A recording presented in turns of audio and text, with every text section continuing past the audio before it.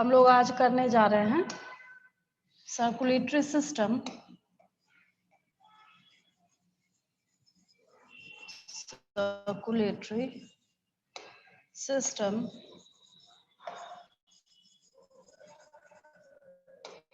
In humans. उसके पहले वापस एनिमल किंगडम याद करा दूं, ऐसे तो याद ही है आप लोग को थोड़ा सा। ह्यूमंस आर ट्रिप्लोब्लास्टिक, इसमें कोई डाउट नहीं होगा किसी को। ब्लास्टिक,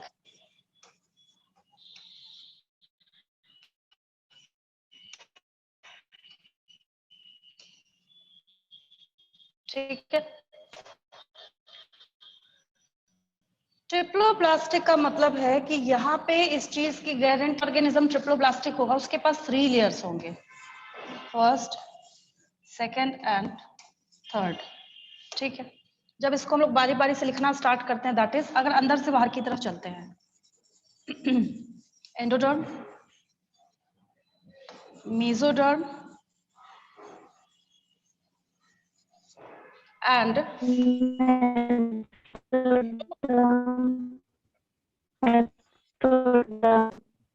जहाँ पे ये डर्मा या डर्म टर्म आता है, इसका मतलब होता है कि कुछ वहां पे कवरिंग है, इस चीज की गारंटी हो जाती है। जैसे हमें लोग अपनी बॉडी में जो आउटर स्किन सरफेस है उसको एपिडर्मिस बोलते हैं। प्लांट्स में पूरे होल बॉडी में, उसके प्लांट बॉडी में जब आप एक्सटर्नल लेयर की पढ़ाई कर रहे होते हैं, दैट इज उसको भी हम लोग एपिडर्मिस बोलते हैं, वहां पे भी इस टर्म का यूज करते हैं, ठीक है।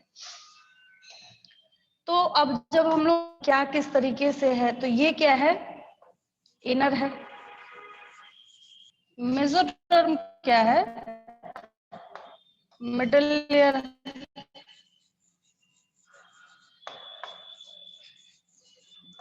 और एक्टोडर्म क्या है, आउटर या एक्सटर्नल, आउटर और एक्सटर्नल लेयर है, ठीक है। इसमें कोई डाउट नहीं किसी को, सबको याद है अभी तक। फिर इसमें इतनी स्पेशलिटी किस चीज की है उसके बारे में हम लोग बात करते हैं। ये एंडोडर्म है, ये आपका मेसोडर्म है, और ये आपका एक्टोडर्म है। अब क्वेश्चन यहाँ पे ये अराइज होता है कि क्योंकि हम लोग सर्कुलेटरी सिस्टम पढ़ रहे हैं ह्यूमंस में, तो आखिर ये जो सर्कुलेटरी सिस्टम है हमारा, उसका एचओडी कौन है, हेड ऑफ द डिपार्टमेंट कौन है, हार्ट, किडनी है भाई, ये खराब हो गया तो काम चल जाता है। बहुत सारे जैसे गॉल ब्लैडर कई पेशेंट्स का खराब होता है, वो रिमूव कर दिया तब भी सर्वाइव कर जाते हैं।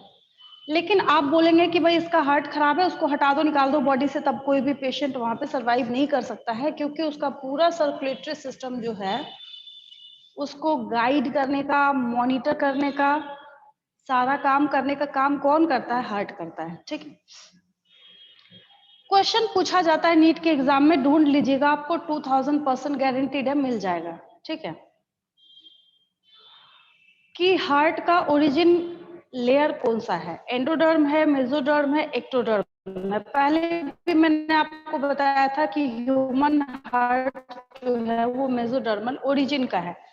बच्चों को ऐसा लगता हम लोग, ठीक है, तो वहां पे स्टूडेंट्स को ये लग रहा होता है कि जब ये इंटरनल ऑर्गन का पार्ट है तो इसका मतलब है कि जरूर ऐसा होगा ये एंडोडर्म से ओरिजिनेट होता होगा। मतलब 75% स्टूडेंट्स यहाँ पे एंडोडर्म को टिक करके आते हैं, बट जो हार्ट का ओरिजिनेशन है वो कहाँ से होता है एक्चुअल में। चलिए रेडी कलर दे देते हैं हम लोग, हार्ट लिख ही रहे हैं तो इस लेयर से ओरिजिन ऑफ हार्ट होता है।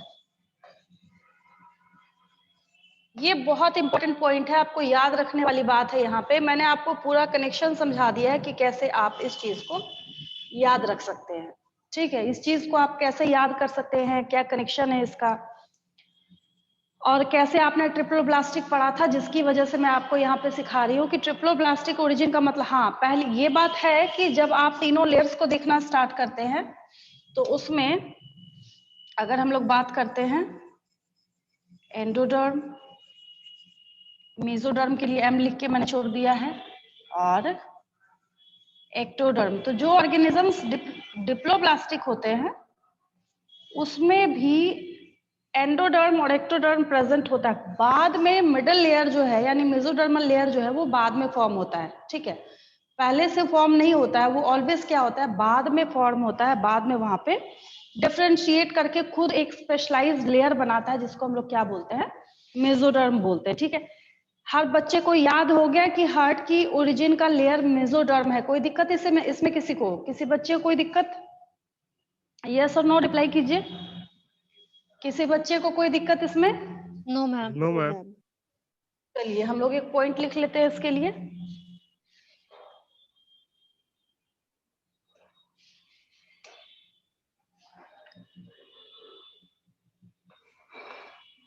Human heart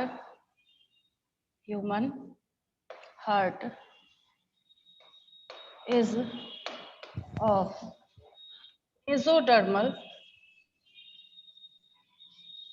mesodermal origin। इसका जो ओरिजिन है वो मेसोडर्म से हुआ, नॉट एंडोडर्म। हमेशा बच्चे इसको एंडोडर्म समझते हैं, but it's not mesoderm. Actual में क्या है, मतलब नॉट एंडोडर्म, एक्चुअल में क्या है, ये मेसोडर्म है और मेसोडर्मल ओरिजिन का होता है, ठीक है। थोड़ा सा हम लोग और आगे बढ़ते हैं, क्योंकि हम जैसे आप कंप्यूटर क्लासेस कहीं पे लेने जाते हैं, आपको पता है आज के डे में हर बच्चे को पता है कि भाई ये मॉनिटर है, सीपीयू है, सारी चीजें, बट आपको फिर भी वो फर्स्ट क्लास में वही चीजें बेसिक पढ़ाते हैं। क्योंकि अगर आपको किसी मशीनरी को समझना है, क्लास 10th में थे, आपको ह्यूमन रिप्रोडक्टिव सिस्टम समझना था, तो आपको क्या करना होता था, 3 मार्क्स का क्वेश्चन आता था कि भाई मेल रिप्रोडक्टिव सिस्टम बनाओ या फीमेल रिप्रोडक्टिव सिस्टम बनाओ, इस तरीके से क्वेश्चन दिए जाते थे आपको, ठीक है। एग्जैक्टली उसी तरीके से, क्योंकि आपको यहाँ पे वर्किंग ऑफ हार्ट समझना है, हार्ट का जो डायग्राम है क्या है नहीं है, थोड़ा सा बिल्कुल बेसिक लेवल पे आपको क्लास 10th ने समझाया था कि कैसे किस तरीके से वो फ्लो करने का, मूव करने का काम करता है। बट बेसिक जो है वो आप 10th क्लास में ऑलरेडी पढ़ चुके हैं। अब हम लोगों को यहाँ पे एक्चुअल में उसकी डिटेलिंग करना है, हम लोग उसकी डिटेलिंग करने वाले हैं। और डिटेलिंग करते वक्त एक फायदा ये होता है कि जब आप इसके पूरे पार्ट्स को समझ चुके होते हैं तो फिर वो बिल्कुल ऐसा लगता है कि कोई फ्रिक्शनलेस बॉडी को आप मूव कर रहे हैं, फिर आपको वहां पे कोई भी एफर्ट लगाने की कोई जरूरत नहीं है, ठीक है। अब बात ये आती है कि हार्ट की पोजीशनिंग हर बच्चे को पता है, हर बच्चे को, ईच एंड स्टूडेंट जो है वो हार्ट की पोजीशनिंग जानता है, ठीक है। Heart is present in Heart is present in thoracic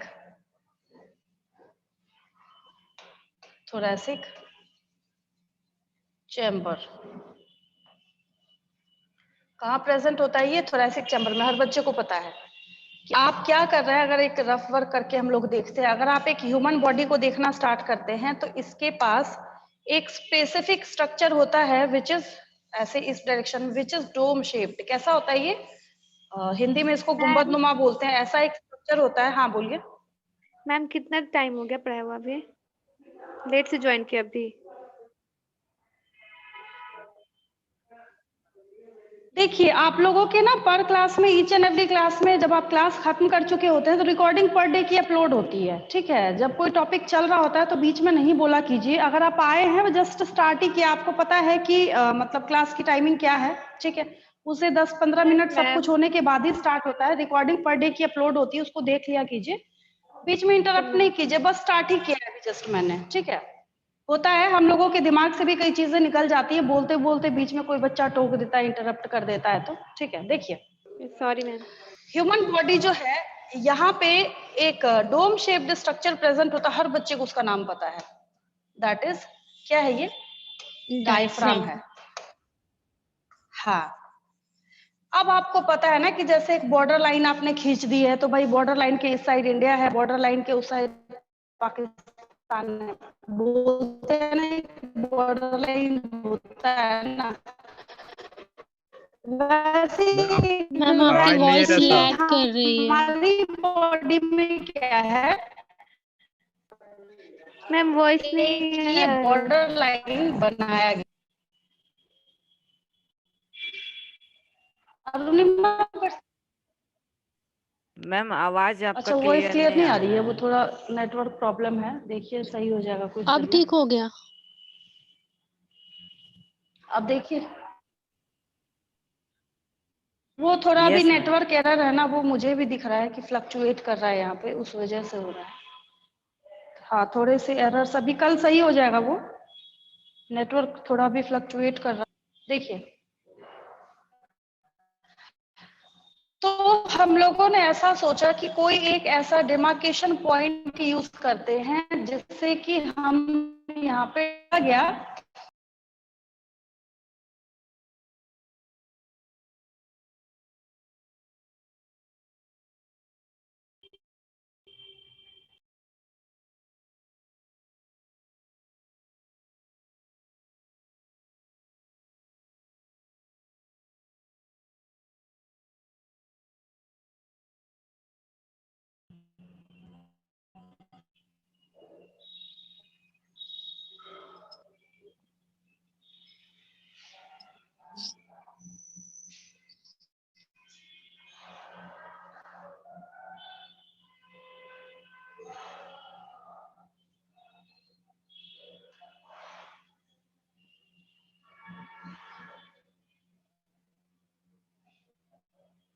अब जा रही है आवाज, जा रही है अब? Yes ma'am. Yes ma'am.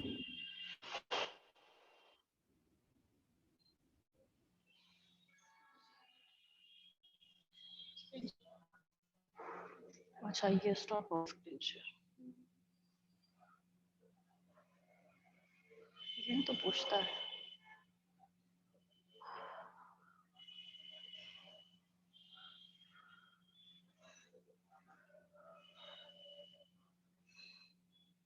देखो तो कहाँ से।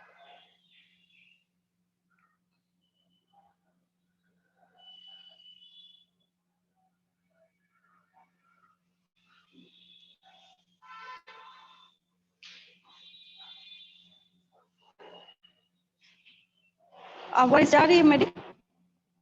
Yes ma'am.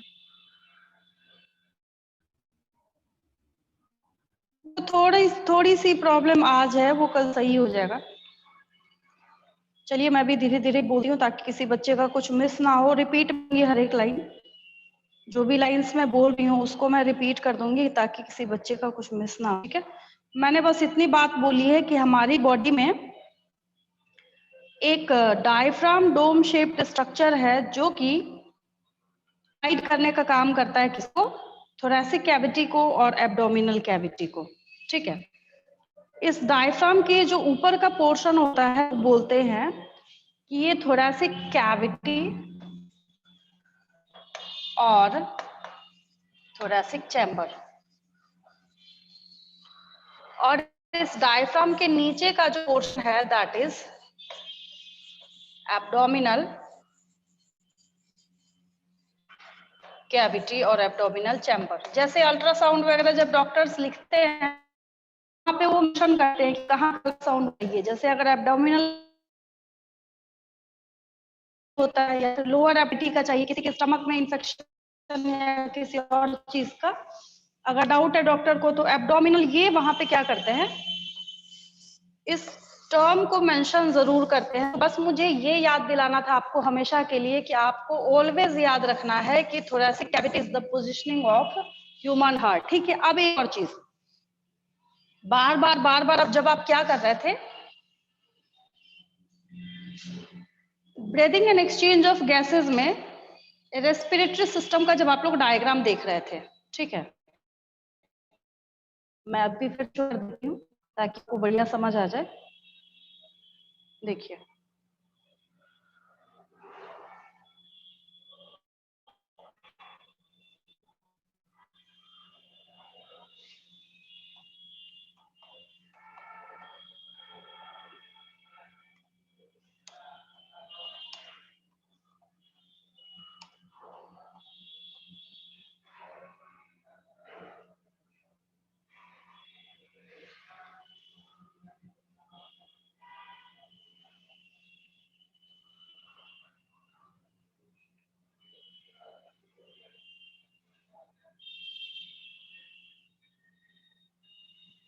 अब बिल्कुल ध्यान से मतलब समझिएगा जो चीजें मैं समझा रही हूँ। देखिए, ये फ्रंट में ये तो आपका रिब केज है, 1 2 3 4 5 6 7 8 9 10 जो भी आपको दे रखा है। इसमें कोई डाउट किसी को? यस और नो, जल्दी फटाफट रिप्लाई कीजिए। No, कोई डाउट ma'am. किसी को? No ma'am. No ma'am. नहीं। No ma'am. ये क्या है? आपका रिब केज है, ठीक है। अब मैं लिखने वाली हूँ अगला statement, human heart is present behind the sternum. अब ये जो रिब केज आपका, हाँ नीचे कुछ फ्लोटिंग भी होते हैं, जैसे इन बेचारों के पास देखिए ये मतलब एक दूसरे से कनेक्ट हो जा रहे हैं। ये मैं आपको पढ़ाऊंगी जहाँ पे आपको बोन्स एंड मसल्स पढ़ना है आप ही की किताब में, ठीक है। बट डायरेक्ट कनेक्शन में यहाँ पे बीच में एक ज्वाइनिंग या फिर इंटरमीडिएट एक बोनी स्ट्रक्चर प्रेजेंट है, दैट इज स्टर्नम। सबको पता है, हर बच्चे को पता है भाई। फ्रंट में हम लोगों का वर्टिब्रल कॉलम रन करता है और ये बैक में, आपके बैक साइड में वर्टिब्रल कॉलम रन करता है, फ्रंट साइड में ये स्टर्नम रन करता है। इसको देखिए, कोई डाउट किसी को इसमें? यस और नो? ठीक है, No, ma'am. स्टर्नम ठीक है। चलिए, तो मैं अब लिखने वाली हूँ कि ये हार्ट जो है ये स्टर्नम के बिहाइंड, मतलब हम फ्रंट से देख रहे हैं ना, सामने से हम लोग पढ़ाई कर रहे हैं, ठीक है। क्योंकि ह्यूमन हार्ट एक्चुअल में कहाँ है, तो ये सही में खुद ही बेचारा कहाँ प्रेजेंट है। ये ह्यूमन हार्ट को जब आप लोग देखते हैं तो ये आपके थोरैसिक कैविटी में स्टर्नम के पीछे बॉडी के वेंट्रल साइड में प्रेजेंट है। कोई डाउट इसमें किसी को? कहाँ प्रेजेंट है ये? बॉडी के वेंट्रल साइड में प्रेजेंट है। हाँ, जब भी ये प्रेजेंट होगा तो कहाँ प्रेजेंट होगा? बॉडी के वेंट्रल साइड में ये प्रेजेंट होगा। ये देखिए, अब बॉडी के वेंट्रल मतलब फ्रंट में। आपने कभी ऐसा नहीं देखा होगा कि भाई किसी मूवी में किसी डॉक्टर को किसी के हार्ट का ऑपरेशन करना है तो उसको टर्न कर दिया, पीठ के साइड ऑपरेट करना स्टार्ट किया। कभी ऐसा देखा है आपने? किसी ने नहीं देखा होगा, नेवर, कभी भी नहीं, ठीक है। अब दूसरी बात, ये आपकी बॉडी में कहाँ है? वेंट्रल पोजीशन में है। वेंट्रल पोजीशन में ऐसा थोड़ी कि आपके वेंट्रल वॉल से बिल्कुल लगा हुआ है, नहीं। ये कहाँ है? स्टर्नम के पीछे है। जो आपने अभी अभी एक पोजीशनिंग देखी थी, तो उसके अकॉर्डिंग आपको क्या कर रहा है, यहाँ पे समझा रहा है कि एक्चुअल में ये कहाँ प्रेजेंट है, इसकी पोजीशनिंग क्या है। तो एक्चुअल में इसकी पोजीशनिंग जो है स्टर्नम के पीछे है, ठीक है। अब बात आती है कि ये बेचारा खुद भी तो किसी कैविटी में प्रेजेंट होगा ना, उसको हम लोग पेरिकार्डियम बोलते हैं। क्या बोलते हैं हम लोग? पेरिकार्डियम। पेरिकार्डियम। हाँ, हार्ट जिस एक स्पेसिफिक मेम्ब्रेनस स्ट्रक्चर के बीच में, मतलब अंदर प्रेजेंट होता है, बैग स्ट्रक्चर के अंदर प्रेजेंट होता है, उसका नाम क्या है? पेरिकार्डियम है, ठीक है। और दूसरी बात, टू लंग्स ही ऑलवेज प्रेजेंट होता है, ठीक है। तो ये भी चीजें हैं यहाँ पे। चलिए आगे लिखते हैं हम लोग। बहुत मैं जीरो लेवल से चल रही हूँ ताकि आगे जाके किसी बच्चे को कोई दिक्कत नहीं आए। आप इसमें मास्टर हो जाएंगे जब आप ये पूरा सर्कुलेटरी सिस्टम जो है समझ जाएंगे। क्योंकि यहाँ पे 11th क्लास में बच्चों को जो दो चीजें समझने में प्रॉब्लम आती है, फर्स्ट एक बायोमोलिक्यूल्स था जो मैंने आपको कवर कराया। आपको अब जा रही है आवाज?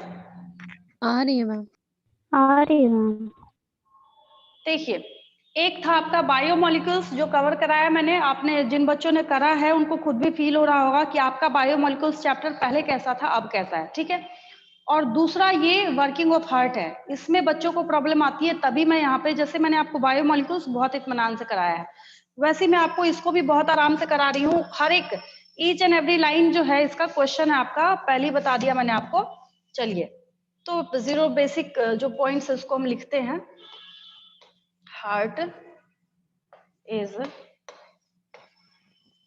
present in ventral side of the human body.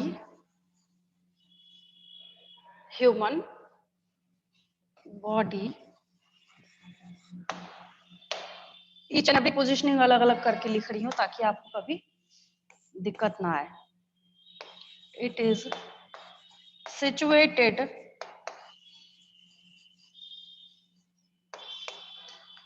between the two lungs। मैं एक साथ लिख सकती हूँ ताकि आपको याद हो, इस वजह से मैं स्प्लिट कर रही हूँ पॉइंट्स, याद रखिएगा। एक साथ मैं कहानी बना सकती हूँ। It is present.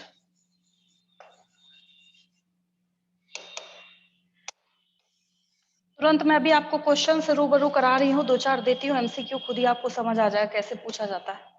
It is present behind the sternum.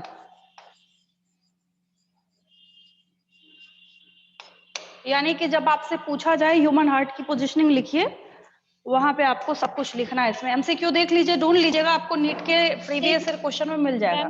Ma'am पहला टाइप क्वेश्चन कीजिए ना थोड़ा सा। मैम थोड़ा सा कीजिए ना। हाँ कर देती हूँ, एक मिनट, एक क्वेश्चन लिख रही हूँ, कर देती हूँ। देखिए, मान लीजिए आपको क्या करना है, पोजीशनिंग ऑफ हार्ट जो है वो मार्क करना है, ठीक है। रफ क्वेश्चन दे रही हूँ, ऑप्शन आपके पास ए बी सी डी। पहला है dorsal and behind the sternum. First. दूसरा है ventral and behind the vertebral column.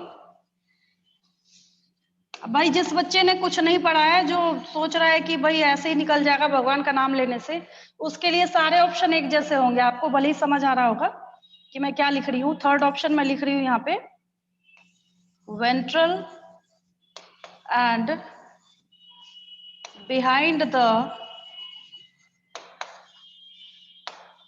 Sternum ma'am third option होगा। In abdominal cavity. ये ऑप्शन है ventral and behind the sternum in, अब बोलिए, डी। डी होगा। लास्ट मैम वाला। हाँ सबसे लास्ट बिल्कुल वाला क्रिस्टल होगा। क्लियर दिख रहा होगा, लेकिन होता नहीं कि फर्स्ट ऑफ ऑल हम लोग देखते हैं, कहते हैं अच्छा ये क्या, कोई ये तो बड़ा आसान सा क्वेश्चन है, ये तो हमें दिख रहा है। हो सकता है जैसे कई बच्चों ने बोला सी आंसर होगा, तो जोश में होश खोने वाला काम भी करते हैं कई बच्चे, दिखता है अच्छा ये तो हमें पता ही है कि ventral and behind the sternum होगा, पीछे देखा ही नहीं क्या लिखा हुआ है। एब्डोमिनल कैविटी, थोरेसिक कैविटी भी बेचारा मेंशन कर रहा है। तो ज्यादातर जो ऑप्शंस हैं आपके क्या होते हैं, वो आपको कंफ्यूज करने वाले ही। ये तो मैंने थोड़ा अपना टाइम सेव करने के लिए आपको A B C D option दे दिया है, ऐसा नहीं पूछा जाता क्वेश्चन।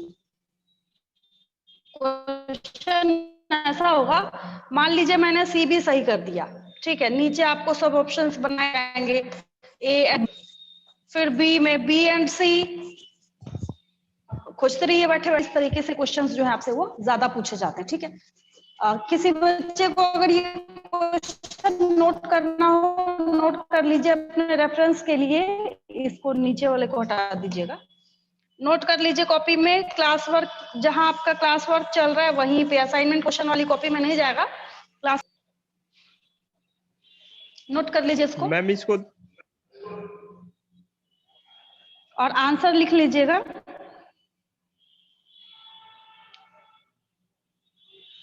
मैम नेक्स्ट पेज में कीजिए ना। ये चाहिए आपको, ये वाला? मैम इसके पहले वाला। अच्छा ये Yes, चाहिए, ये लीजिए, यहीं से स्टार्ट ही करा है।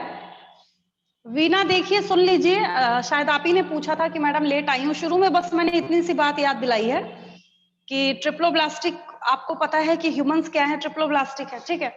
तो ट्रिप्लोब्लास्टिक होने के साथ साथ इसके पास 3 लेयर्स होते हैं, एंडोडर्म, मेसोडर्म, एक्टोडर्म, जिसमें से आपको याद क्या करना है कि ह्यूमन हार्ट का जो ओरिजिन है वो मेसोडर्मल है।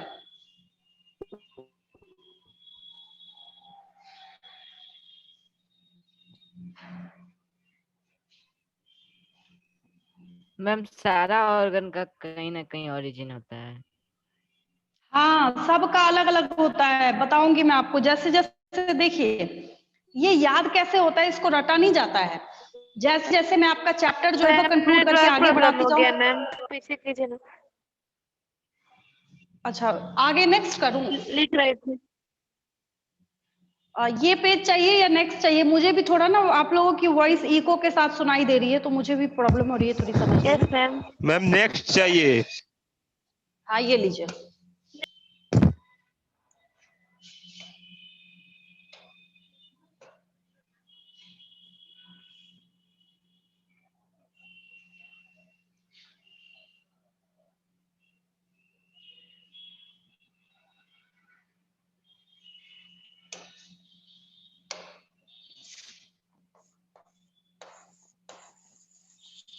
Heart is present in a bag-like structure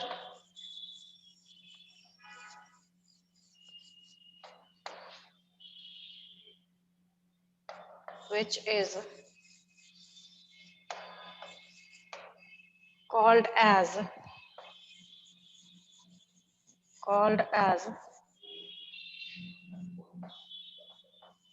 peri मतलब क्या होता है? बाहर, पेरिकार्डियम। तो नाम ही बेचारे का वैसा ही है जो आपको अपना काम बता दे, ठीक है। पेरिकार्डियम, इसके विद इन ब्रैकेट में डाल देती हूँ double membranous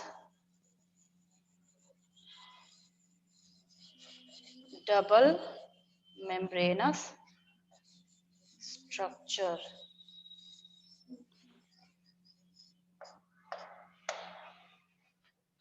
Bracket should be closed. Ma'am हाँ बोलिए। मैम थोड़ा सा बैक की तरफ क्वेश्चन लिखवा रही थी ना आप, वही मैम। हाँ ये चाहिए, नेटवर्क ये प्रॉब्लम हो गया। Yes ma'am. यही ना? Yes ma'am. चलिए, हाँ लिख लीजिए।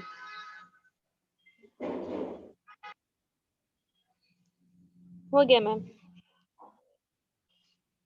नीचे वाली लाइन कर लीजिए, फिर नेक्स्ट करूंगी यहाँ से। हो गया मैम, ये भी हो गया, ये नीचे वाली लाइन हो गई पेरिकार्डियम वाली, देखिए ध्यान से। चलिए, यस मैम हो गया।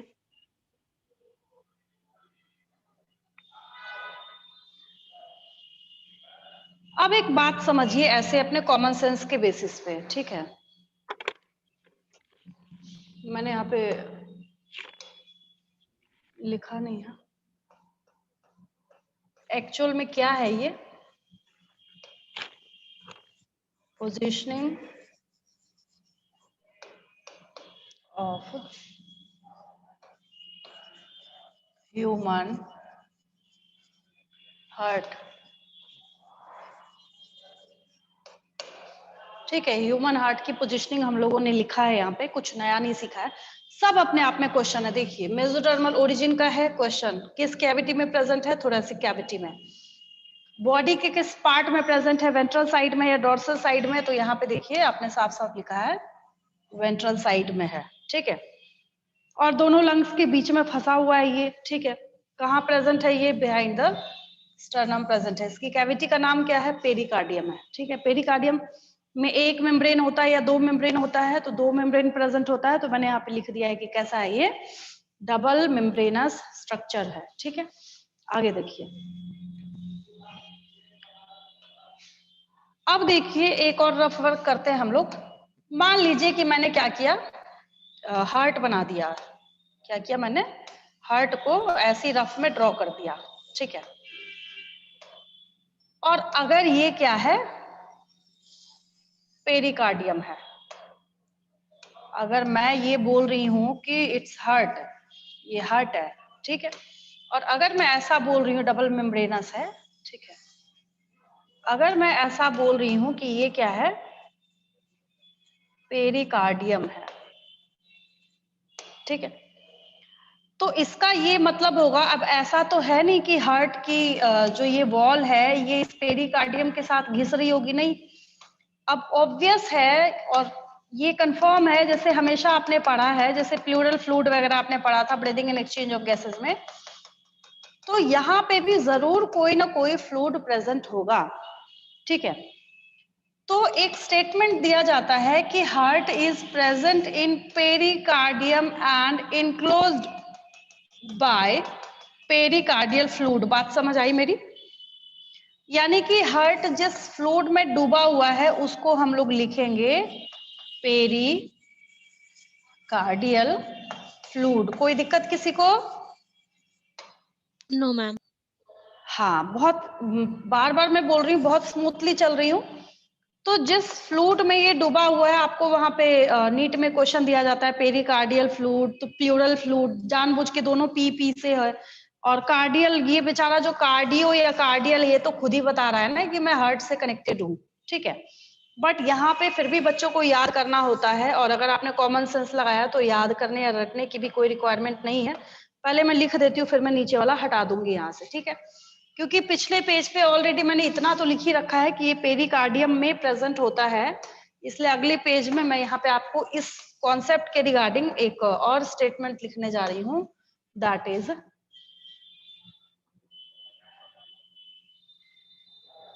हार्ट। दो स्टेटमेंट है इसका, ऐसा भी लिख सकते हैं कि हार्ट इज एम्बेडेड इन, मतलब डूबा हुआ, एम्बेडेड इन पेरिकार्डियल फ्लूइड। और ऐसा भी लिख सकते हैं, और हार्ट इज enclosed by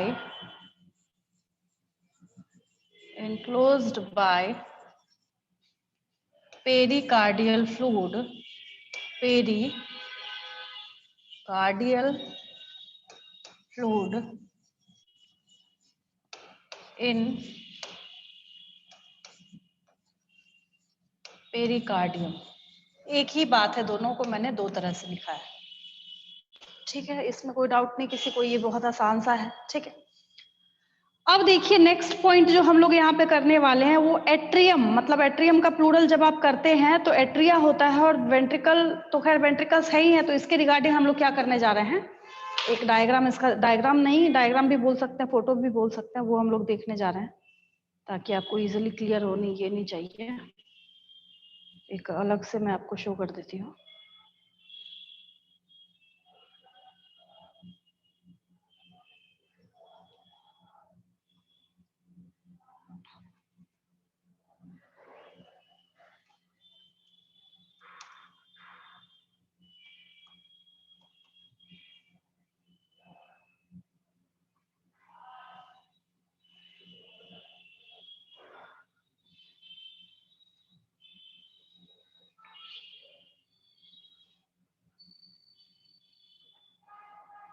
बाहर से ऐसा होता है ये, इसको देखिए, जब आप बाहर से देखने की कोशिश करेंगे ना तो ऐसा होता है ये।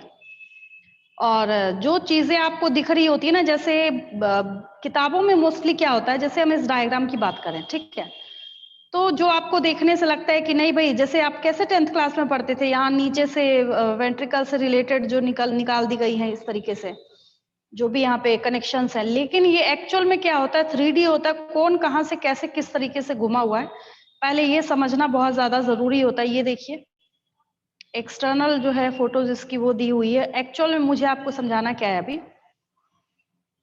हार्ट जो है टोटली 4 चैम्बर्ड होता है, ये हर बच्चे को रटा हुआ है, आपने 9th क्लास है या उससे भी छोटी क्लास के बच्चे पढ़ते हैं आप, ठीक है। 1 and 2 एट्रियम, कोई दिक्कत? 2 एट्रियम है आपके पास और 2 वेंट्रिकल है, 2 एट्रियम है और 2 वेंट्रिकल है, इसमें कोई दिक्कत किसी को?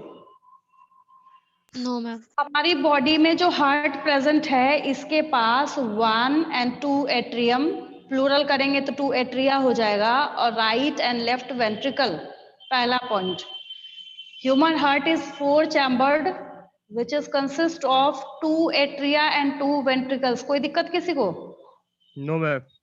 आगे देखिए, जब हम लोग दोनों एट्रिया को देखते हैं तो इन दोनों का साइज जो है वेंट्रिकल्स के साइज के कॉम्पैरेटिवली छोटा होता है। दिख रहा है आपको? नीचे वेंट्रिकल्स का साइज देखिए, ये थोड़ा बड़ा है, और जब हम लोग एट्रियम का साइज देखते हैं तो ये साइज क्या है, थोड़ा सा छोटा है, छोटा ठीक है। है। हाँ, तो टोटली ये क्या हो गया, 4 चैम्बर्ड हो गया। बिल्कुल 0 लेवल से मैं स्टार्ट कर रही हूँ, तो पहले आप ये चैम्बर्स तो समझिए, आगे क्या ड्रामा होना है, एट्रियम से वेंट्रिकल में जाएगा, इधर से उधर जाएगा, उधर से यही सब तो पढ़ना है आपको। वर्किंग तो यही है, इससे ज्यादा कुछ है नहीं। तभी मैंने आपको बोला पोजिशनिंग आप समझ लीजिए, फिर आपको ह्यूमन हार्ट समझने में किसी कीमत में कभी कोई दिक्कत हो ही नहीं सकती है, ठीक है। तो हम लोग अब वही लिखने वाले हैं कि इसके पास टोटल 4 चैम्बर होते हैं, in which 2 upper atria and 2 lower ventricles are present. जब हम अपर लोअर की बात करते हैं, जैसे इसमें बाहर से हमें नहीं पता चल रहा, नहीं दिख रहा इसका कि कितनी कैविटी प्रेजेंट है इसमें, क्योंकि ये क्या है, एक्चुअल में ये फोटो है। ये जो है आपको यहाँ पे एक्सटर्नल इसकी फोटोज यहाँ पे शो करी जा रही है, तो हम लोग क्या करते हैं उसके लिए पॉइंट लिख लेते हैं आगे जाके। हमें ये बाहर से एक्सटर्नल ही बेचारा बन रहा है, बस आपको देखिए इधर जो ये रिब केज वेज दिखा रहा है, इसको भी इस तरीके से शो कर रहा है आपको कि ये इसको इंटरफेयर ना करे। तो बाहर से जो ह्यूमन हार्ट है वो कैसा दिखता है वैसा, ठीक है। 10th में एक स्टेटमेंट पढ़ा था आपने, जो मैंने लिखा नहीं, मतलब शुरू वाले इंट्रोडक्शन वाले पॉइंट में। 10वीं क्लास में 10th में जब आप हार्ट पढ़ते थे, हर बच्चे ने एक पॉइंट पढ़ा था, उसने बड़े अच्छे से लिखा था कि ह्यूमन हार्ट जो है जब आप मुट्ठी बंद करते हैं तो फिस्ट साइज का होता है, याद है आपको, हर बच्चे को याद होगा। उसने एक स्टेटमेंट दिया था वहां पे, हाँ एक पॉइंट बताया था कि ये क्या है, फिस्ट साइज का प्रेजेंट होता है। ये रफ वर्क था, हम लोग इसको हटाते हैं, ठीक है। तो ये सबको पता है, एज वी नो दैट कि इन 4 chambers of human heart,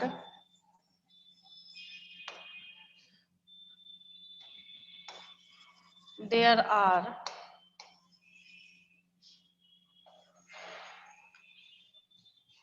2 upper atria, bracket में लिख लीजिए, इसका सिंगुलर क्या हो जाएगा, एट्रियम हो जाएगा, ATRIUM, 2 upper atria and 2 lower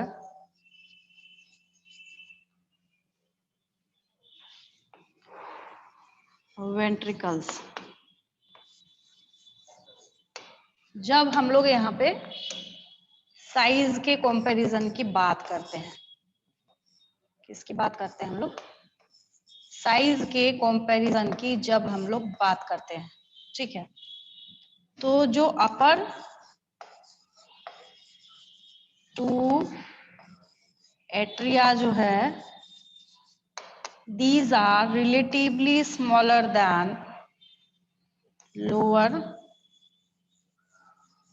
2 ventricles। Shortcut में लिखा है मैंने ताकि आपको समझ आ जाए, इसमें कोई डाउट किसी को। 2 लोअर वेंट्रिकल्स के कंपैरेटिवली इनका जो साइज है वो क्या होता है, छोटा होता है। इसमें कोई डाउट किसी को, क्लियर है? यस मैम, क्लियर है। ठीक है, यस मैम।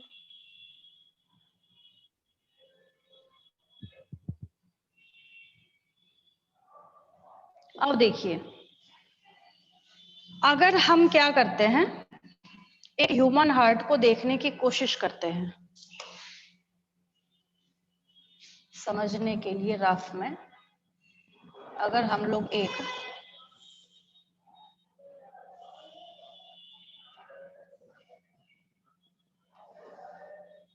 बहुत ध्यान से समझिएगा अब जो समझाने जा रही हूं मैं आपको, ठीक है। ये क्या है, एट्रियम है, कोई दिक्कत? No ma'am. ये क्या है, एट्रियम है, लेफ्ट एट्रियम। हाँ। ये क्या है, वेंट्रिकल है।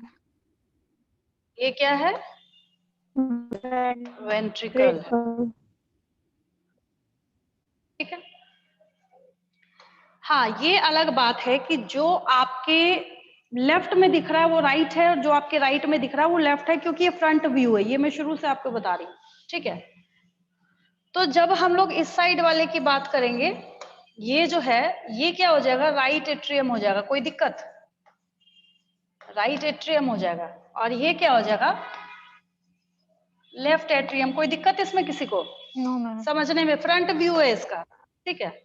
अब ये क्या हो जाएगा, इधर वाला राइट वेंट्रिकल हो जाएगा, और इधर भी क्या हो जाएगा, लेफ्ट वेंट्रिकल। वेंट्रिकल हो जाएगा। हाँ, अब देखिए एक टर्म आता है इंटर, मतलब बीच में होता है। जैसे आप लोग अभी 11th-12th कर रहे हैं, तो हम लोग पढ़ते थे तो बोलते थे कि हम इंटरमीडिएट कर रहे हैं, आईएससी जिसको बोला जाता था, इंटरमीडिएट ऑफ साइंस, ठीक है। तो इंटर मतलब बीच में होता है। तो जब हम लोग इसको देखना स्टार्ट करते हैं ये, और सेप्टम, सेप्टम में आपने पीएचडी कर रखी है, खूब समझाया है मैंने आपको सेप्टम, चाहे वो फंजाई में आया हो, चाहे कहीं किसी और चीज में आया हो, सेप्टम खूब समझाया आपने। तो जब हम देखना चाहते हैं, अगर मैं आपसे क्वेश्चन पूछूं कि राइट एट्रियम और लेफ्ट एट्रियम को यहाँ पे डिवाइड करने का काम कौन कर रहा है, तो आप बोलेंगे कि भाई ये सेप्टम कर रहा है। कोई दिक्कत किसी को? नो कौन कर मैम। रहा है? ये सेप्टम कर रहा है, सबको पता है। अब नामकरण करते हैं, इसका नाम लिखते हैं हम लोग, ठीक है। क्योंकि ये सेप्टम दो एट्रियम के बीच में प्रेजेंट है, इसकी वजह से हम लोग इसका नाम लिखने वाले हैं इंटर एट्रियल सेप्टम। कोई दिक्कत किसी को? हम लोगों ने इसका नाम रख दिया इंटर एट्रियल सेप्टम, ठीक है। अब देखिए दूसरी बात यह है कि अब इतना ही कॉमन सेंस थोड़ा सा नीचे भी जाके लगाइए, इसको देखिए ध्यान से। अब ये दोनों वेंट्रिकल के, अब भाई इस दीवार को तोड़ के हटा दीजिए यहाँ से। जैसे आपके घर में जितने कमरे हैं, सबके बीच के जितने दीवार हैं, आप सबको तोड़ के हटा दीजिए, तो एक ही रूम बन जाएगा ना सब। तो यहाँ पे इसको मैं थोड़ा थिकर बना रही हूँ, क्योंकि ओरिजिनली और रियल में ये थोड़ा मोटा होता है, ठीक है। तो ये जो मैंने बनाया, ये क्या हो जाएगा, इसका नामकरण क्या करेंगे हम लोग? अब आप लोग स्मार्ट है इतने, आपको खुद बात समझ आ जाएगी। इसको हम लोग बोलेंगे inter ventricle septum. Interventricular septum. देखिए इजी हो गया। अब एक और चीज बच रही है, क्या बच रही है यहाँ पे? तो क्या एट्रियम और वेंट्रिकल के बीच में सेप्टम प्रेजेंट नहीं है क्या? देखिए ध्यान से, है। फिर जब आप और ध्यान से नोटिस करना स्टार्ट करेंगे, तो वहां पे आपको एक और बात क्लियर होती है, निकल के सामने आती है कि आप जब ध्यान से देखना स्टार्ट करते हैं, तो ये बेचारा भी तो सेप्टम है, ये भी तो बोल रहा है मैं भी तो काम कर रहा हूँ, मैं भी तो एट्रियम और वेंट्रिकल के फ्लूइड को अलग करने का काम कर रहा हूँ, ब्लड को। ये बोल रहा है मैं भी तो अलग कर रहा हूँ यहाँ पे, ठीक है। अब क्योंकि इसकी बात जब हम लोग करते हैं, तो क्योंकि ये राइट साइड में प्रेजेंट है, कहाँ प्रेजेंट है? ये राइट साइड में प्रेजेंट है, तो इसकी वजह से हम लोग इसको नाम देते हैं, कहते हैं राइट एट्रियो वेंट्रिकुलर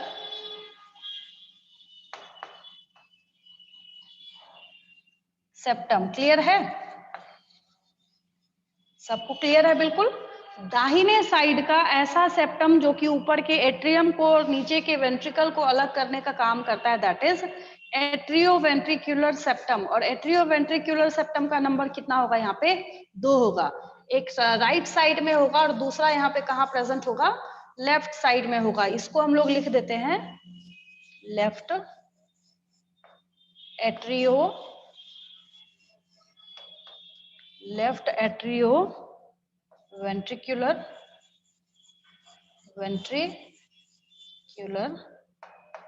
सेप्टम।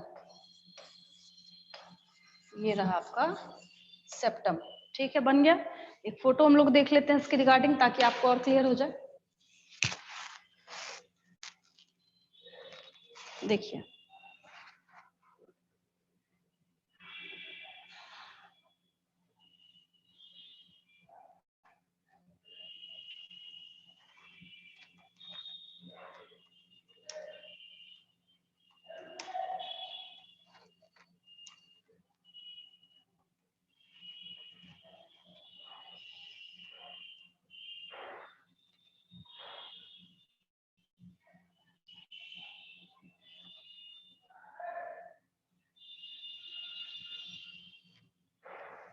देखिए बेचारा डायग्रामेटिक स्कीमेटिक बना रहा है, बहुत अच्छी बात है, बहुत ज्यादा इसने खिचड़ी नहीं करी है यहाँ पे इसने। ये राइट एट्रियम है। मैंने आपको पहले ही बोला कि जो आपके हाथ के लेफ्ट साइड में, मतलब आप अभी बैठे हैं, बैठ के पढ़ाई कर रहे हैं, आपके सामने जो स्क्रीन दिख रहा है, जो भी स्क्रीन दिख रहा है, आप बुक में देखिए ध्यान से।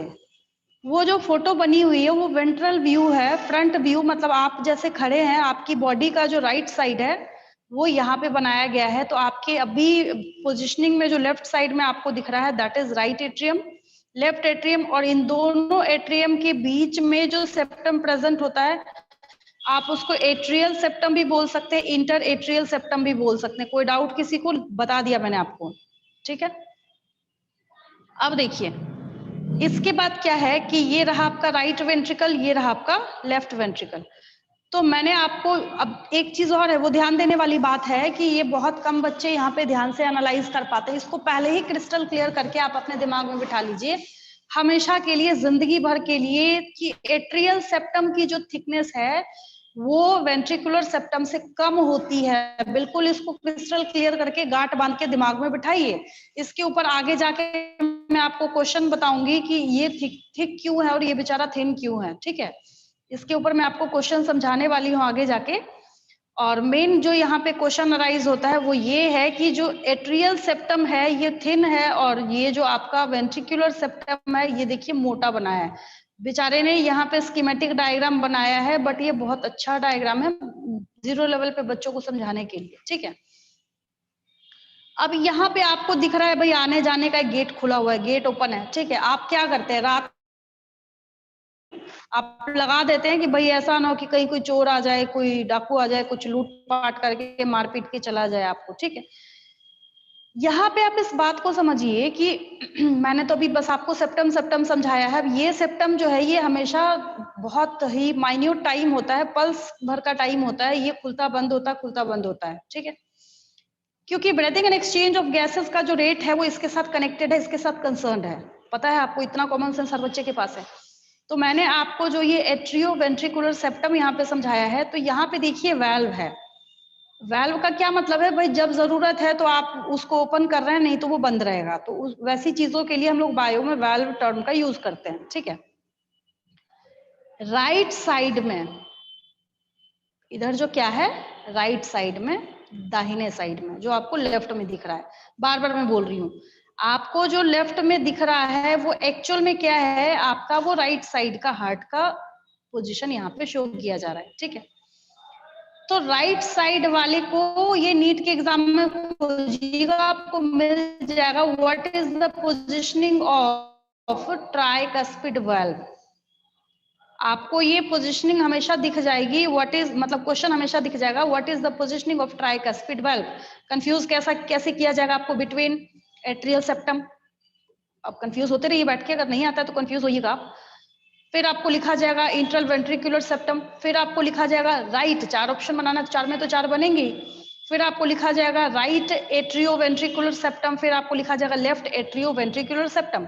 Right answer is right atrio ventricular septum. कोई डाउट इसमें किसी को? अगर मैं आपसे पूछती हूँ what is the positioning of tricuspid valve, अगर मैं आपसे क्या पूछती हूँ what is the positioning of tricuspid valve, ठीक है। तो ट्राइकस्पिड वाल्व जो है वो आपको कहाँ दिख रहा है, जो आपने बार बार किस साइड में लिखा है, इस राइट साइड में लिखा है। तो यहीं पे एक ओपनिंग, भाई आप अलाउ कीजिएगा ना कि यहाँ का जो ब्लड है वो इधर से आया, तो बोलिएगा आप इसको बंद करके, दरवाजा बंद करके बोलिएगा तुम ऊपर ही बैठे रहो, मैं तुमको नहीं जाने दूंगा आगे। भाई कोई ना कोई तो वाल्व होगा ही, ठीक है। बाय डिफॉल्ट ये ब्लू वाला एरो यहाँ चला गया है, बट आप ये कंफ्यूज मत कीजिएगा, अगर आपने क्लास करी है, आप समझे हैं, तो आपको दिक्कत नहीं आएगी।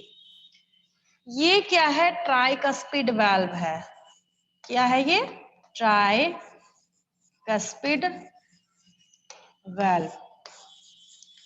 भाई इसमें कोई डाउट हो पूछ लीजिए, किसी को भी अगर डाउट हो। मैं क्वेश्चंस लिखना स्टार्ट करती हूँ धीरे धीरे, ताकि मैं साथ में उसका आंसर भी सिखाती जाऊं आपको। चलिए स्टार्ट करते हैं।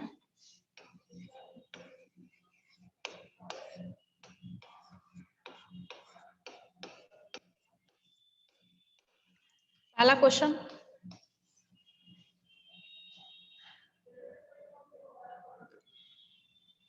Name the Name the germ layer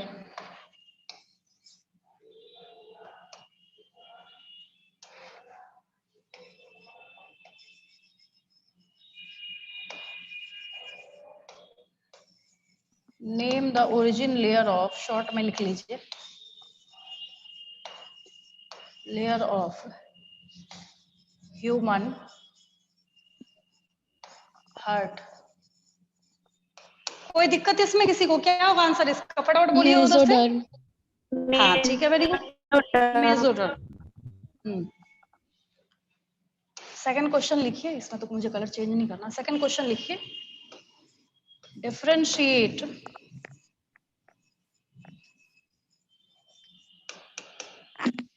between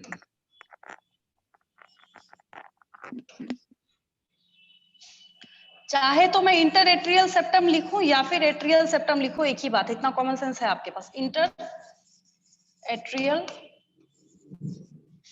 septum कैसे लिखा जाएगा मैं सिखा देती हूं आपको। एंड इंटर वेंट्रिकुलर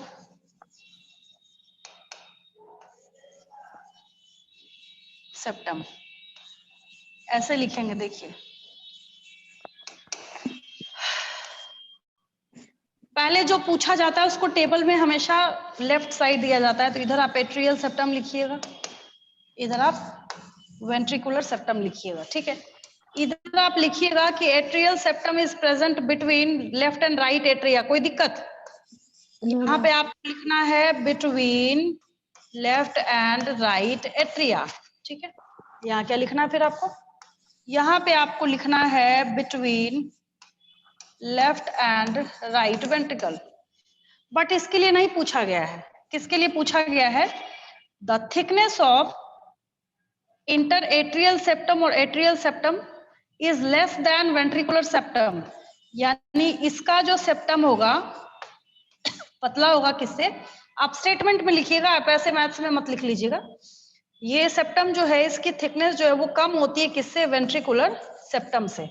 यहाँ इसको उल्टा कर देंगे, इसकी थिकनेस जो है मतलब वेंट्रिकुलर जो सेप्टम है ये थिक होता है किसके कंपैरेटिवली?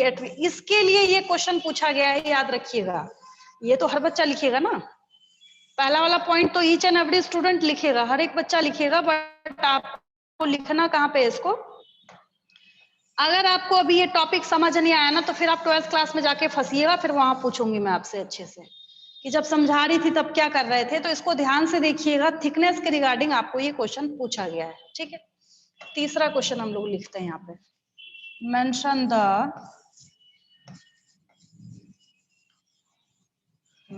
the positioning of। अभी तक हम लोगों ने वर्किंग स्टार्ट भी नहीं करा है, बस पोजिशनिंग ही बता रही हूं मैं, क्योंकि समझेंगे नहीं तो फिर आप पढ़ेंगे कहां से? आपको समझ ही नहीं आएगा आगे जाके। Mention the positioning of try cuspid valve. क्या लिखेंगे इसमें? इसमें आपको ट्राई कस्पिड वाल्व में आपको लिखना है ट्राई वेंट्रिकुलर। हाँ, अगर आप लिखते हैं सिर्फ एट्रियो वेंट्रिकुलर सेप्टम तो आपका आधा नंबर कट जाएगा। आपको यहाँ पे लिखना जरूरी है कि राइट एट्रियो वेंट्रिकुलर सेप्टम में प्रेजेंट होता है। यहाँ पे आपको राइट और लेफ्ट दोनों जगह अलग अलग है इसका नाम, इसकी वजह से क्वेश्चन पूछा जा रहा है। तो जब आप यहाँ पे लिखेंगे ना, यहाँ पे मैं लिख देती हूँ क्योंकि स्टेटमेंट मैंने कुछ लिखा नहीं है, ऐसे रफ वर्क जैसा दिख रहा है, थोड़ा सा मैं भी लिख देती हूँ। Positioning of try cuspid valve, इसको लिखिए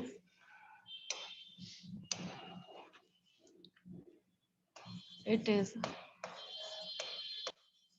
located in right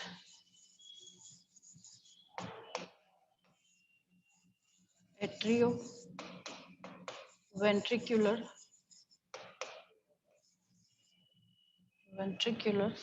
septum।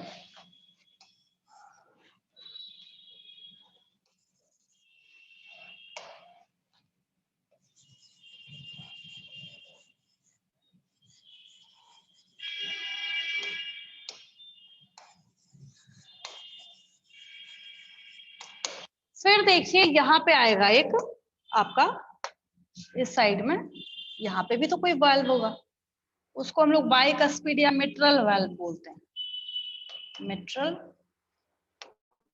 Valve. क्या बोलते हैं हम लोग उसको? मिट्रल वाल्व बोलते हैं। देखिए यहाँ पे जब आप लेफ्ट वाले एट्रियम और लेफ्ट वेंट्रिकल के बीच में जब आप देख रहे हैं, that valve is mitral valve. उसका नाम क्या है? मिट्रल। फटाफट एनसीईआरटी किताब में अंडरलाइन कीजिए, जितनी जल्दी हो सके। सुनिए फटाफट, किताब है सबके सामने, Yes, हर एक ma'am. बच्चे के पास बुक है। Yes ma'am. एक एक शब्द अंडरलाइन करेंगे, ऐसा नहीं कि पकड़ के पेंट कर देंगे। कई बच्चों को मैंने देखा है पेन उठा के हर एक लाइन अंडरलाइन कर देते हैं, तो कोई फायदा ही नहीं है उसका। देखिए फर्स्ट पॉइंट इज दैट, यहाँ पे इस पैरा में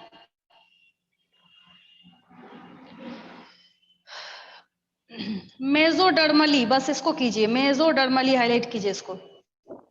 ये मेजोडर्मल ओरिजिन का होता है। हो गया? Yes ma'am.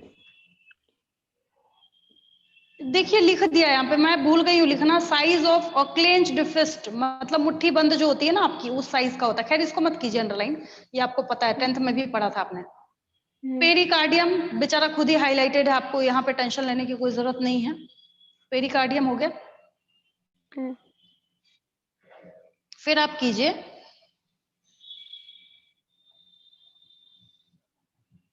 Inter atrial septum. बस आप आगे आपको समझ आ जाएगा एग्जाम देते वक्त कि मुझे समझना है कि ये वर्ड क्या है। मैंने आपको समझाया है इंटर एट्रियल सेप्टम, आप लिख ली। इसको मत कीजिएगा, ये तो आपको खुद से लिखना है, राइट एंड लेफ्ट एट्रिया। फिर आप कीजिए यहाँ पे मैम किसको एट्रियो बोले अंडर? Ventricular septum. फिर कीजिए आप यहाँ पे एट्रियो वेंट्रिकुलर सेप्टम। मैम इसके पहले क्या बोली है? इसके पहले इसको करना है। देखिए ना यहाँ पे, देखिए आप कर्सर मूव कर रहा है, शो हो रहा होगा आपको, इंटर वेंट्रिकुलर सेप्टम। ये देखिए, इंटर। हाँ इंटर वेंट्रिकुलर सेप्टम। जो फिगर 18.2 लिखा हुआ है यहाँ पे विद इन ब्रैकेट, उसके ऊपर वाली यहाँ पे टर्म है इंटर वेंट्रिकुलर सेप्टम। मैम नीचे वाले बोलिए ना। आगे देखिए एट्रियो वेंट्रिकुलर सेप्टम, ये रहा। हो गया मैम। आगे देखिए, मैं हो गया। आगे देखिए यहाँ पे ट्राइकस्पिड वाल्व, इसको कीजिए। ये देखिए ट्राइकस्पिड वाल्व, अभी मैंने क्वेश्चन दे दिया इसके रिगार्डिंग। नेक्स्ट देखिए, मिट्रल वाल्व का ही दूसरा नाम है बाइकस्पिड वाल्व और मिट्रल वाल्व, इसको अंडरलाइन कीजिए। मैम मिट्रल किसको? वाल्व और बाइकस्पिड वाल्व, ठीक है। आगे क्वेश्चन लिख लीजिए। तो यही मैं आपको समझा रही थी, यहाँ पे बेचारे ने फोटो में भी दे रखा है। तो जब आपने इसकी पोजीशनिंग लिखी है तो यहाँ पे इसको कर लीजिए मिट्रल वाल्व और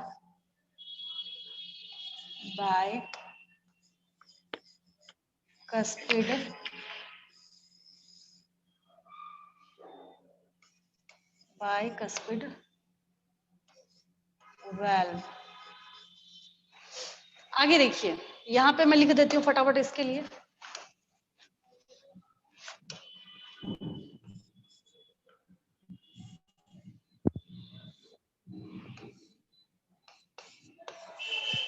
पोजीशनिंग ऑफ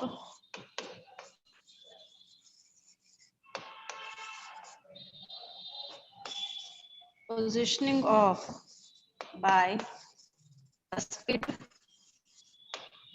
वाल्व और mitral valve.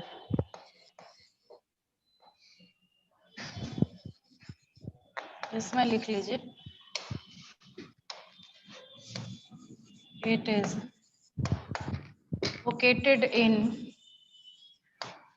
located in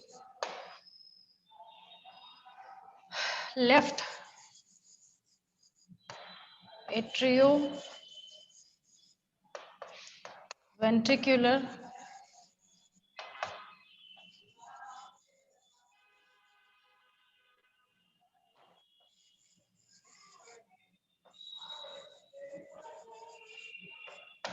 septum।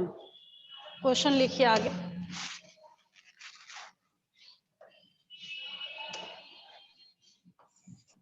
Ma'am 1 second.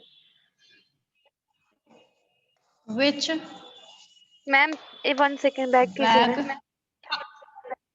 हाँ कर रही हूँ। Which bag like membranous structure, which bag like membranous structure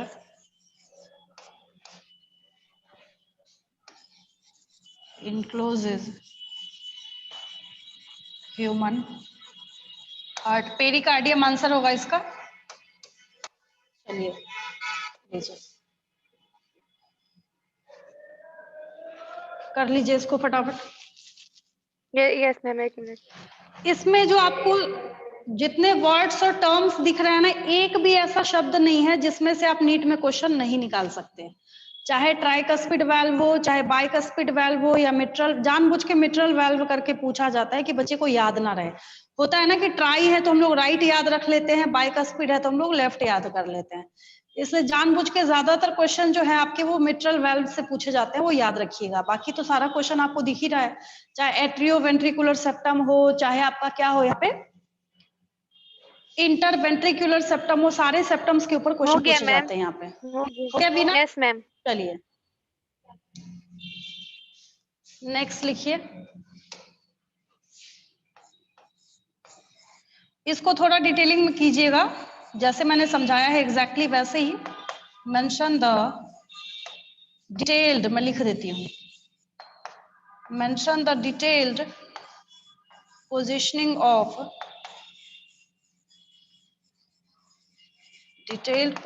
of human heart.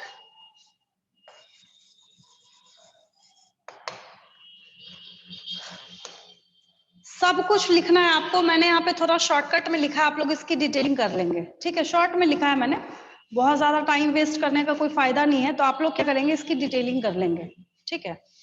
चलिए आगे बढ़ते हैं। नेक्स्ट क्वेश्चन लिखिए।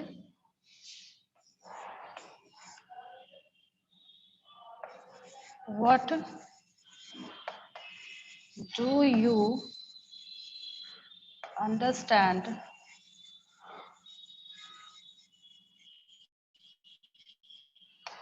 by the term valve? बहुत जगह पे बायो में आता है, 1000 जगह पे आता है, इसलिए मैं यहाँ पे valve in human heart लिख देती हूँ। human heart, it guides the opening and closure in human heart according to flow of blood. blood कैसे किधर जाना है, नहीं वो सब हम लोग पोजिशनिंग पढ़ेंगे, बट आपको मैं अभी 1 नंबर के हिसाब से पूछ रही हूँ, 1 मार्क के हिसाब से, कि what do you understand by the term valve in human heart। ठीक, आगे बढ़ते हैं हम लोग।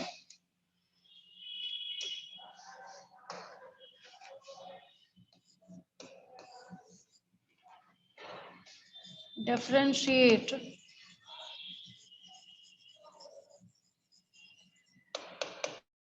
between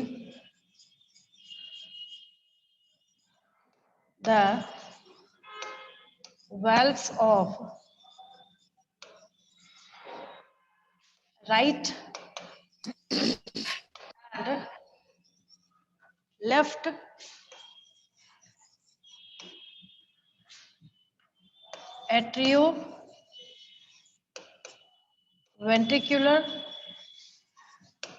atrioventricular septum। नाम नहीं दे रही हूं मैं जानबूझ के, और लिख दे, कहीं ऐसा ना हो कि आप राइट लेफ्ट करके ही डिफरेंशिएट कर लीजिए, तो मैं लिख देती हूँ यहाँ पे एंड ऑल्सो मेंशन। मैं यहाँ पे ट्राइकस्पिड और बाइकस्पिड के बीच में आपको डिफरेंस लिखने को दे रही हूँ। And also mention their names. 8th question लिखिए।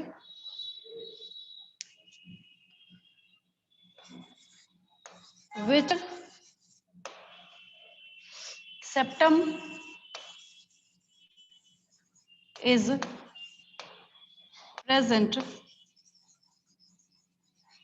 बिटवीन, ऐसे भी पूछा जाता है, between two lower chambers of, answer बोलिए इसका। Interventricular septum. इंटरवेंट्रिकुलर टीका सेप्टम। सेक्टर। चलिए ठीक है, वेरी गुड। अब आप लोगों से पूछने के चक्कर में क्वेश्चन भूल गई क्या लिख रही थी। Which septum is present between two lower chambers of heart, ऐसे भी पूछा जाता है। नेक्स्ट लिखिए, which specific fluid, which specific fluid encloses, answer बोलिए। पेरिकार्डियल। Pericardial fluid. चलिए वेरी गुड। ह्यूमन हार्ट,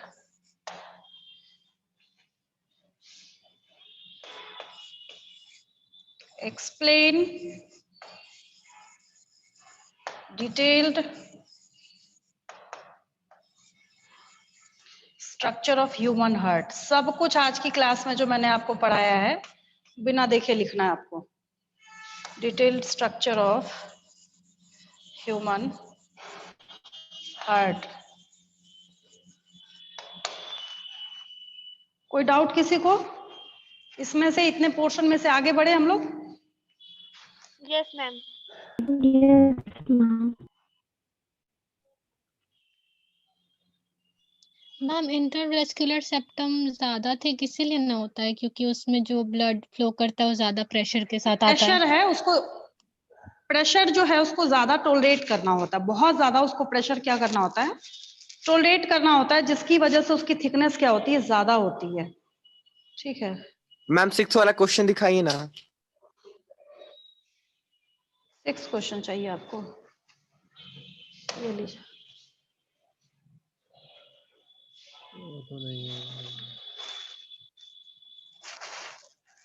हो गया मैम। हो गया, चलिए।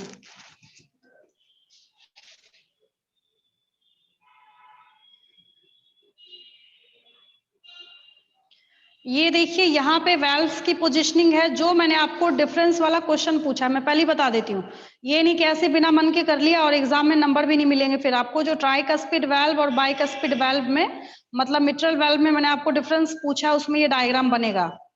ये स्कीमेटिक डायग्राम है, कोई फोटो नहीं है, ना कोई डिटेल्ड स्ट्रक्चर है। जो मैंने ब्लैक बोर्ड पे बना के आपको समझाया वही है ये। ठीक है, यहाँ ये बेचारा बहुत छोटा है, हम लोग दूसरा निकालते हैं। ठीक है, हालांकि डिटेल्ड स्ट्रक्चर जो है आपकी एनसीईआरटी किताब में है। ये देखिए, एग्जाम में यही बनता है, एग्जाम में आपके एग्जामिनेशन में यही डायग्राम बनता है। जो मैंने आपको डिटेलिंग समझाने को बोली है, तो उसमें अभी आपको ये नोट्स वगैरह नहीं लिखना है। जैसे ये साइनोएट्रियल नोड है, इसको रहने दीजिएगा। और आज जो मैंने पोजिशनिंग में जो टोटल 4 चैम्बर्स हैं प्लस जो मैंने आपको वेल्व समझाए हैं, उसको आप लोग क्या कीजिएगा, यहाँ पे लिखना स्टार्ट कीजिएगा। ठीक है, चलिए आगे बढ़ते हैं। इस पेज में डाउट किसी को? No ma'am.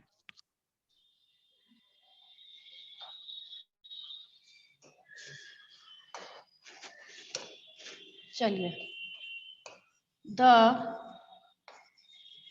thickness of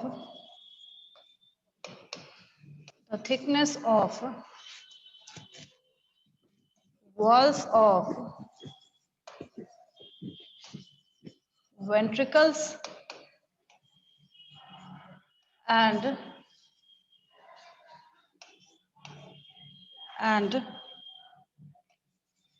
ventricular septum is more than walls of atria and atrial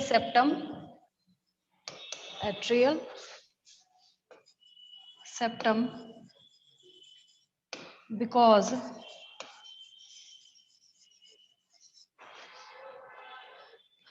ventricles and ventricular septum have to tolerate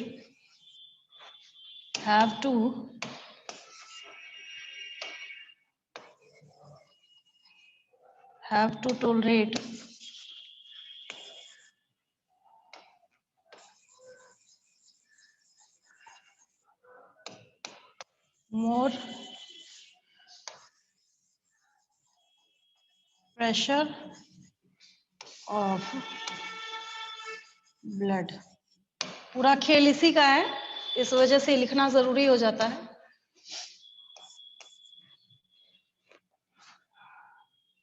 human heart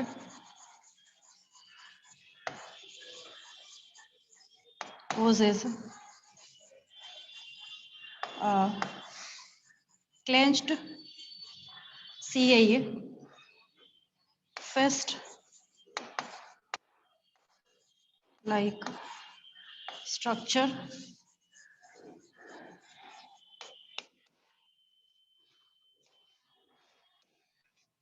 working of human heart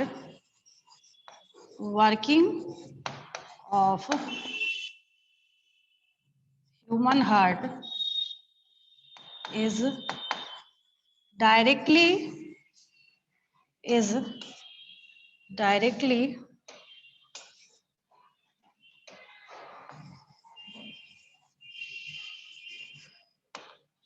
concerned with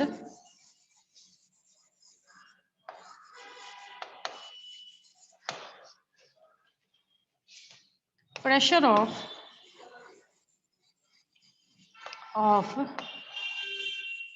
blood। उसके साथ बहुत अच्छा connection है इसका। Breathing and exchange of gases, breathing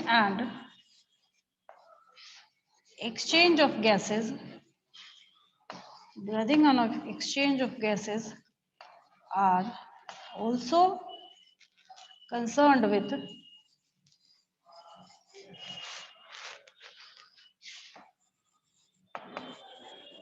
function of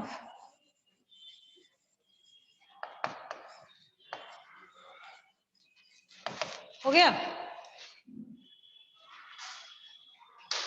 चलिए, अब किसी को डाउट है कोई पूछ लीजिए, बाकी हम लोग नेक्स्ट क्लास में करेंगे। किसी को कोई डाउट है पूछिए। मैम इनकम्प्लीट डबल सर्कुलेशन कैसे होता है? वो तो कराऊंगी ना अभी आगे की क्लास में, उसको तो समझाना ही है मुझे। मैम वो तो वही तो पीछे चैप्टर था। ही है। क्या बोल रहे हैं? मैम जो एम्फीबियंस और रेप्टाइल्स में होता था। हाँ, पहले इसका समझ जाइए, उसके बाद उसको समझने में कोई दिक्कत नहीं आएगी, वो आप समझ जाएंगे। देखिए, प्रीवियस क्लास में थोड़ा सा मैं आपको याद दिला देती हूँ, 1 मिनट। मेरे पास टाइम नहीं होता, मैं आपको बोलना भूल जाती हूँ। हाँ, ये रहा। इसको लेके मैंने एक रफ पेज बनाया था पिछली क्लास में। देखिए, इस टॉपिक को लेके एक रफ पेज मैंने पिछली क्लास में बनाया था, जिसमें मैंने आपको ये बात लिखी थी कि अगर आप फिशेस को देखते हैं, एम्फीबियंस को देखते हैं, रेप्टाइल्स को देखते हैं, बर्ड्स को देखते हैं और मैमल्स को देखते हैं, ठीक है, मैं आपको कनेक्टिंग लिंक बता रही थी, ठीक है, याद होगा हर बच्चे को। तो आप इस बात को समझिए कि ये नहीं था आपके सिलेबस में।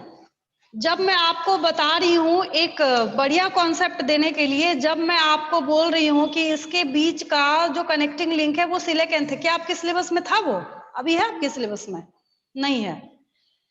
मैंने आपको फिर सबके बीच का कनेक्टिंग लिंक बता के समझाना शुरू किया। अब आप में से 2-3 बच्चे उधर से चिल्ला रहे हैं, मैडम आपने बर्ड्स और मैमल्स का नहीं बताया, आपने बर्ड्स। आप पहले इस चीज को समझिए ना, टीचर किस रिस्पेक्ट में आपको बता रहा है। मैं आपको मोर देन एनफ दे रही हूँ, आप और सर पे चढ़ते चले जाते हैं। आपका सिलेबस भी तो होना है ना, ऐसा मत खींचिए उसको कि पता चले कि हम 1 साल तक यही चैप्टर अकेले पढ़ रहे हैं, ठीक है। मैं आपको एक छोटा सा कॉन्सेप्ट दे रही थी। मैं आपको बोल तो रही हूँ कि क्लास 12th के 7th चैप्टर में आपको सारी चीजें मुझे डिटेल करानी है। एक बार 12th पढ़ ले मेरे से कोई बच्चा, उसके बाद फिर बोले कि मैडम ये पोर्शन छूट गया, वो पोर्शन छूट गया।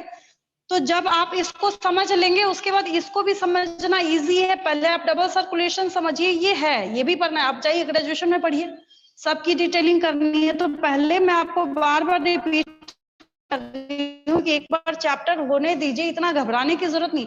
अब किधर 11th की बुक में दिखाइए मुझे निकाल के, कि हर स्टूडेंट को चैलेंज करती हूँ मैं, आप मुझे निकाल के दिखाइए कि क्या ये सब है आपके सिलेबस में। मैं अगर किसी कॉन्सेप्ट को आपको अच्छा करने के लिए दे रही हूँ तो उसके ऊपर फोकस कीजिए। फिजिक्स केमिस्ट्री भी आपको पढ़ना है, ऐसा नहीं कि बायो लेके बैठे हुए हैं और उसी में टीचर को जजमेंट करने के लिए मत बैठिए। यहाँ पे हम तो पढ़ाई कर चुके, नंबर ले चुके, सब कुछ कर चुके हैं हम लोग, समझे। सिलेबस होने दीजिए पहले, बहुत पीछे हैं आप लोग, बहुत पीछे। बाकी जगह तो 11th में 2 चैप्टर बचा हुआ है, आप इतना खींचते हैं, इतना खींचते हैं, इतना खींचते हैं। कई बार मैं एक क्लास में एक छोटा सा टॉपिक कराती रह जाती हूँ। ऐसा मत कीजिए। आपको क्या लग रहा है, देखिए, चलिए आज की क्लास में मैं आपको बताती हूँ। आज की क्लास में मैंने यहाँ से स्टार्ट करा है। मैंने ये सोच के स्टार्ट करा है कि भाई चलो मैं 0 से स्टार्ट कराती हूँ। आपको क्या लगता है, आपने बहुत ज्यादा पोर्शन करा है, 5 मिनट में समझता है बच्चा इसको, जो मैंने आपको आज की क्लास में समझाया। ये देखिए, बट मैंने कोशिश, जब मैं आपको ये समझाऊंगी नहीं तो वर्किंग कहाँ से समझेंगे आप। तो पहले आप शांति से, मैं आपसे पूछ रही हूँ क्या आपको आज की क्लास में कोई डाउट है। आप फिर पता नहीं कहाँ की कथा उठा के ले आते हैं यहाँ पे पूछने के लिए।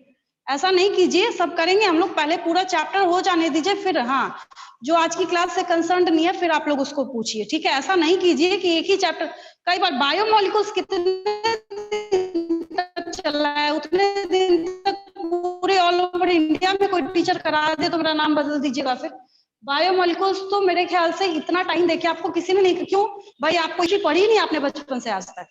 पूरी केमिस्ट्री मैंने आपको बायोमोलिकुल्स में पढ़ाई है, एक एक चीज का स्ट्रक्चर शो किया है मैंने आपको, ठीक है। तो पहले इसको समझ, मैं आपसे पूछ रही हूँ कि आपको आज की क्लास में कोई डाउट है, आप मुझसे दूसरा प्रोसीजर पूछ रहे हैं।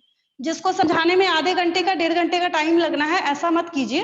मैं आपसे पूछ रही हूँ क्या किसी को आज की क्लास में डाउट है। शायद आपको हिंदी समझ नहीं आती है, आप समझने में कोई दिक्कत है आप लोगों को। लीव करूं मैं, और कोई डाउट किसी को आज की क्लास में? Ma'am excuse me ma'am. No ma'am. Ma'am leave करूं मैं? Thank you ma'am. Thank you ma'am. चलिए, वेलकम। मैम हाँ बोलिए। Thank you ma'am. मैम बोल रही हूँ कि वो वाला जो आप फर्स्ट पेज में जो करवाई थी ना, heart is present in a bag like structure, उसके बाद वाला पेज लाइए क्योंकि मैं ज्वाइन नहीं हो पा रही थी।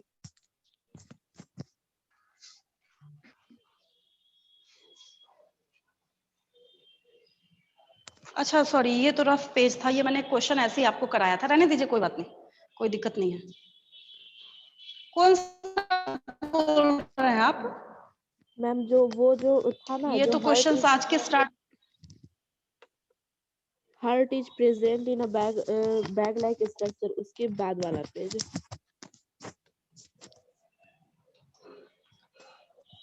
ये चाहिए, ये नो मैम, क्वेश्चन आंसर वाला नहीं, उसके पहले वाला। ये नो मैम, नो मैम। कौन सा यस पेज मैम, आप बोल रहे हैं? ये यस चाहिए मैम, क्या? Yes ma'am. हाँ, कर लीजिए इसको।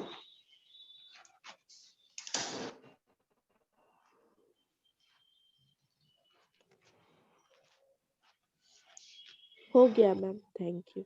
चलिए ठीक है, थैंक यू मैम। चलिए वेलकम।